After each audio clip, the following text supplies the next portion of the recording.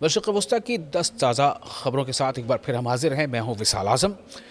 ایران اور امریکہ کے درمیان مذاکرات۔ ایران نے کہا کہ امریکہ کے ساتھ عبوری امن معاہدہ بحال کرنے میں ابھی کوئی خاص پیش رفت نہیں ہوئی ہے۔ دونوں ملکوں کے درمیان کشیدگی کم کرنے کی کوششیں جاری ہیں۔ خطے میں امن کے لیے ان مذاکرات کو بہت اہم سمجھا جا رہا ہے۔ اسٹریٹ آف ہرمز پر تنازع۔ امریکہ اور ایران آبنائے ہرمز کے کنٹرول اور بحری آمد و رفت کے بارے میں ایک دوسرے کے مختلف دعوے کر رہے ہیں۔ یہ سمندری راستہ دنیا کی تیل تجارت کے لیے بہت اہم ہے۔ صورتحال کے باعث عالمی توانائی منڈیوں میں بے چینی پائی جا رہی ہے۔ عمان کے ساحل پر تیل کا پھیلاؤ۔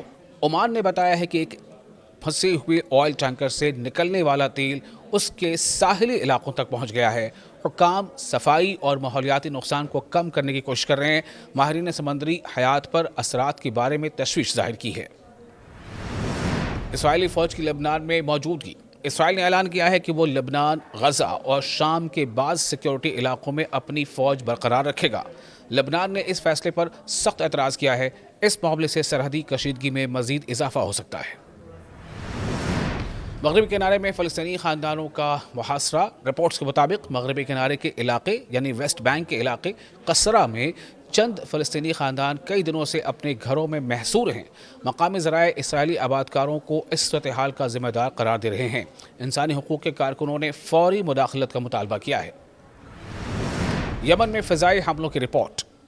امریکی محکمہ دفاع کے جائزے کے مطابق گزشتہ سال یمن میں حوثیوں کے خلاف بعض حملوں میں شہری ہلاکتیں بھی ہوئی ہیں۔ رپورٹ میں تقریباً 153 شہریوں کی موت کا ذکر کیا گیا ہے۔ اس انکشاف کے بعد انسانی حقوق سے متعلق سوالات دوبارہ اٹھنے لگے ہیں۔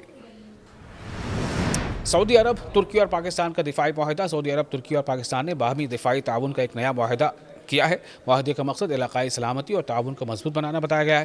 تینوں کنٹریز نے کہا ہے کہ یہ کسی مخصوص ملک کے خلاف نہیں ہے۔ سیریا میں احتسابی عمل۔ شام کی ایک عدالت کے حالیہ فیصلوں کو بعض حلقے احتساب کی جانب اہم قدم قرار دے رہے ہیں۔ یہ فیصلے گزشتہ دور حکومت سے متعلق مقدمات میں سامنے آئے ہیں۔ ماہرین کا کہنا ہے کہ اس سے انصاف کے عمل کو تقویت مل سکتی ہے۔ لیبیا کے توانائی ڈھانچے پر ڈرون حملے۔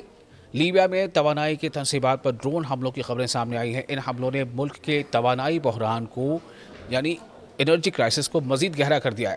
حکام نقصان کا جائزہ لے رہے ہیں اور سپلائی بحال کرنے کی کوششیں کر رہے ہیں۔ عراق میں امریکی قیادت والے اتحاد کا انخلا۔ عراق نے کہا ہے کہ امریکی قیادت والے فوجی اتحاد کے انخلا کی آخری تاریخ 30 ستمبر ہی رہے گی۔ امریکی حکام نے بھی انخلا کے منصوبے کی تصدیق کی ہے۔ اس فیصلے کو عراق کے سلامتی پالیسی میں ایک اہم پیش رفت سمجھا جا رہا ہے۔